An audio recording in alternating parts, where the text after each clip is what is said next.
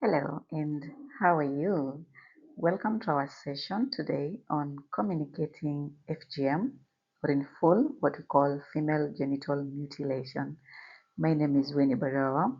If you've been following, we've been doing a whole series just to end female genital mutilation, and this is a supported lesson in consortium with the University of Nairobi, the Girl Generation, and ACAF. And in this case, ACAF means Africa Coordinating Center for Abandonment of FGM. So we've done several parts already pertaining FGM. We introduced what female genital mutilation is. We looked at the barriers, we looked at the drivers of FGM, complications. We now headed into the infibulation and how it's conducted and the management that comes afterwards. And now we are looking at how do we communicate to our communities so that FGM can be stopped as a practice. So if you're new, kindly remember to subscribe. If you're a returning subscriber, or a returning student and if not subscribed, please don't forget, and let's keep up all the way to the end. All right, so let's simplify communication first before we go into the details and the nitty-gritties of how to conduct ourselves in order to end FGM in communication world. So communication is simply the process of exchanging information, ideas, thoughts or feeling between individual or groups. So this is us passing messages or passing information from one individual to another or between cells or between groups and so on. And when we are looking at communication as a process, we need to look at the different components that makes communication successful. We have the sender, this is the origin of the information. And then we have the message itself, which can be encoded or decoded in different formats. And then we got the medium, and the medium here is the channel of passing this information from the sender to the intended person. And so when this message is now received, it ends up into the receiver. So communication has four main parts, that is the sender, the message, the medium, and the receiver. And this is the same model we shall apply when passing information to members of the community with the need to end FGM.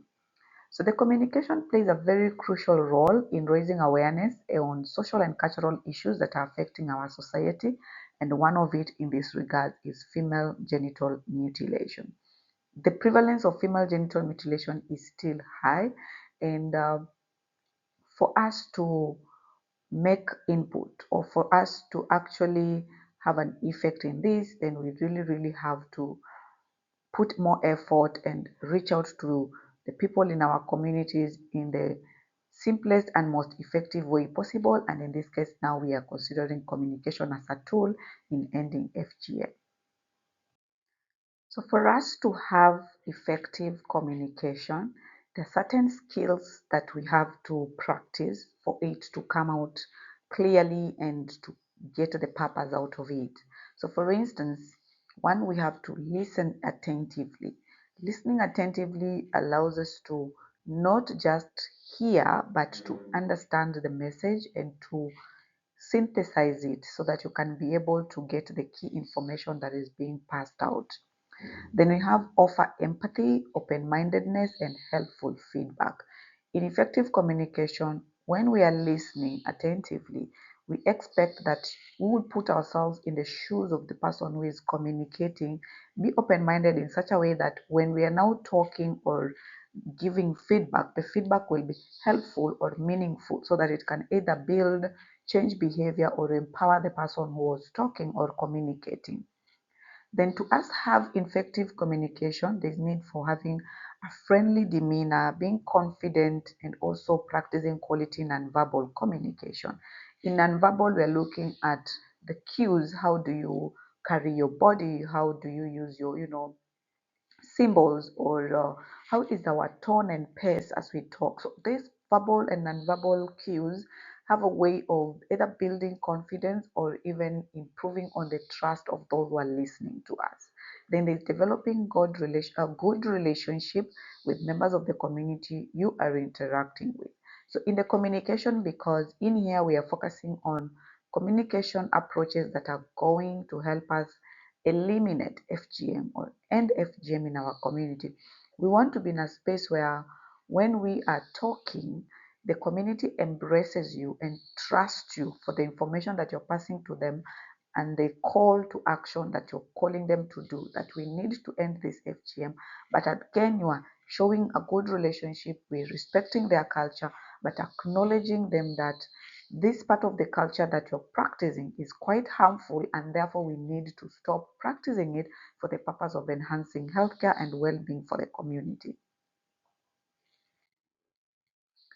But apart from the communication skills that we've mentioned that can help us practice good, effective communication, we have some 7 principles of effective communication that we talk about, the 7 C's. So 7 C's are simple principles that one can apply to just get the message home and to make our information clear, precise, and hit the message as it's supposed to be. So one of it is being clear. So practice clear information, make it concise, let it be as simple as possible. Then there is correct. Is the information correct? Has it been well researched? Is it something, if currently I go and try to do a revision on it, I will still agree that this is what you're communicated and it is relevant. Then complete. Completeness is, are you giving a holistic approach to this communication that someone will not feel left hanging or they feel like there's so many gaps that they still have to find out. Then make sure the information is concrete, or the communication should come out as concrete, and also should come out as concise, and it should also come out as considered or considerate, and also there's the need to be cautious. So when you look at the 7 C's, these are simply well highlighted information or characteristics that will guide you when you are developing any approach to communicating information that will help us end FGM. So it looks at the different components that you can incorporate: being clear, being correct, being complete, being concrete, being concise, being considerate or considered, and then being courteous. Courteous means maintain respect, understand that you are going into someone else's culture that they have been comfortable with for all this time, and they may wonder why now are you trying to tell them not to do that. So try to have all this together, and when you employ the 7 C's, it's going to make it very simplified. Now let's harmonize this and bring it to communication just in the FGM world. FGM, because it's a harmful traditional practice and it's been hindering the health and the well-being of women, and therefore it's treated as a violation of human rights. And for this purpose, communication approaches that you're going to do in this arena is employing what we call development communication. So development communication is it's a strategy, it's a strategic approach that is using communication as a tool to facilitate social change, to ensure that we are promoting development and we are empowering community. So when you hear the term development communication, yes, it's communication, but in this regards, we are now focusing on development. So using communication as a tool to promote development. That's how I can simplify it. So you can simply say communication development is an aspect where we are using communication as a tool to facilitate development or to facilitate social change. And change can be in different form. In this case, that the change we want is to see the end of FGM. So we're going to use communication to make sure that we promote development. So developmental communication therefore engages, stakeholders, it engages policymakers, it ensures that it establishes this conducive environment, it ensures that it's able to assess risks and opportunities, it ensures that it promotes proper exchange of information until we can create a positive social change. So when you're looking now at development communication, this is all like I want to help us understand. Like it's using this area of communication as a tool to make sure that we promote development in the communities, whether social development, economic development, so on and so forth. But in this regard, you're talking about FGM. So this is coming into the aspect of social development, because FGM is a social construct, it's a social challenge, and therefore, because we're targeting that, then the development we are focusing is more of social development and empowering of our communities. So now that we have understood, development communication is focusing on using communication as a tool to promote development. So what models are in place? So to enhance development communication, there are different models that can be used, and one of it is the behavior change communication. This one is normally referred to as BCC. So BCC, from B is behavior. So for us to understand BCC as a strategy, it basically means we want to stimulate social development and change by influencing the behavior of either the individuals or the community.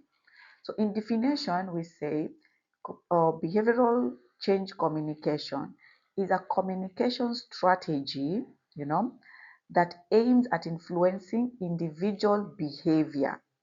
So in this case, we want to make change in the development of our society by making sure that the behavior of the members have changed. How can we do this? So we can change this behavior by providing information, by conducting community education, and even motivating the community members or the individuals. So it focuses on changing the community by changing specific behavior that can have an impact on health or can have an impact on the well-being of the community. So I hope you're now getting how communication as a tool is coming in to make impact. Behavior change communication, we target the behavior of the individuals and we want to change that. So we want to change the behavior to make sure that this can now have an impact on the health and on the well-being of the community. So that's one model, behavior change communication. What other models do you think is there? So let's check on that. So the second model of development communication is what we call social and behavior change communication. Social and behavior change communication, also famously known as SBCC. So SBCC is broader than BCC. So BCC we've seen focuses just on the behavior aspect of it. Now SBCC, or social and behavior change communication, brings in a new component, what we're talking about, social and environmental factors. So SBCC in this regard is very broad, it's very complex because it brings in even other components that are not just behavior specific. So it's going to integrate, social, and it's going to integrate environmental factors. So while you want to change the behavior, according to SBCC, this approach is going to encompass all the components that BCC is already implementing, okay? And then we are now going to add on top of that, we're going now to add social and environmental aspects to it. So we're going to make change in our developmental world by encompassing changes in the social and environmental factors together with the behavior change aspect also. So in simple terms, we can say SBCC is an approach that aims to create an enabling environment for behavior change by addressing social norms, addressing community attitude, and any existing systemic barriers. So SBCC, comparing it to BCC, it's well comprehensive, number one, it's very broad and it encompasses more components than just behavior change only. So we are mentioning behavior change and we are discussing that in the development communication we can either implement BCC or we can implement SBCC. But now for behavior to change, or for behavior to say has successfully um, changed and the community has embraced positive characters, how do we see the journey of behavior change? So in this case, we have the stages of behavior change. And under the stages of behavior change, the first stage is we talk about awareness. And at the stage of awareness, this is where we are availing the information. So we are creating awareness and giving information to the community about the particular behavior that we want to change or want to make a difference in. So for instance, here we have the FGM, and we feel female genital mutilation is a violation of human rights, and we want the communities to stop that particular practice. So what do? We start the first stage and provide information against that. So we talk about FGM, like what we are doing currently. We explain in detail the risks involved. So this is awareness stage. We are availing the information that is important, and we believe that when that information is availed, then change is going to happen. Then after that, the second stage is knowledge. So the more we increase knowledge, the more the attitude of the community gets to be influenced. So knowledge tends to influence behavior. It tends to influence attitude. So we're told the more in knowledge you provide to the community that you are working with at hand, then the attitude has the potential to actually get influenced and it can change for the better. Then we get stage three, which now we talk about contemplation. And contemplation now, this is where there's internalizing, the people are becoming aware and they have accepted that actually the problem is existing, and seriously they start thinking about it and start making commitment on how to end it. So the thoughts around it now starts to mature in their mind, and they feel like this problem is really not a good thing and we want to do something about it. Some will seriously think about overcoming it, but they may not make their commitment there yet. They'll just be thinking about ways of handling it, but not yet committed. So it's just a contemplation stage, which is still a step ahead, or it's a good stage to be in. Then the following stage that we talk about is intention. So this is the intention stage where there's the aiming and the purpose to change the behavior. So after contemplating, the next stage is now we can make a commitment, and now we want to have this change happening in our communities. So after intention, we get to action, and here is where people lay down mechanisms and ways on how to take action or to end this particular behavior if they have all decided that's the way forward. And lastly, after taking action, it's maintenance. And this is where we are focusing on sustaining the behavior change and working more into preventing ourselves from going back to the old behavior of old characters of practicing these particular harmful practices. So putting into place about FGM, we can't just go one day and tell our communities that we are not going to do this. We have decided that's it. It will take time. Like they need to go through all these stages until they are okay and they have come to the acceptance that this particular practice is harmful for us and our women are not benefiting anything out of it, and therefore they can take action and bring out maintenance, or they bring out sustainability of this particular practice so that it doesn't happen again, or the behavior that has now been adopted is well maintained, well sustained, and there's no likelihood that they will fall back into the old behavior or old characters. So this brings us to the end of the class on communication. So we've just introduced this part, and we will keep on into the next classes to just now go into details like what is SBCC, how does it happen, what is BCC, and how do we go all about into it. So again, if you've not liked our video yet, please give us a thumbs up. If you've enjoyed learning more about communication in relation to FGM, please do that. Leave us a comment like which area did you like the most. Share this with other people who really could benefit from our lessons, and please subscribe if you've not yet done that. So thank you so much. My name is Winnie Barawa, and if you're new here, our channel focuses on lessons, lectures, and interview pertaining to healthcare. So we had a lot of playlists. You can just check some of the playlists that relate to what you're looking for, and may you enjoy our space. Thank you so much, and see you in our next lessons. Bye bye.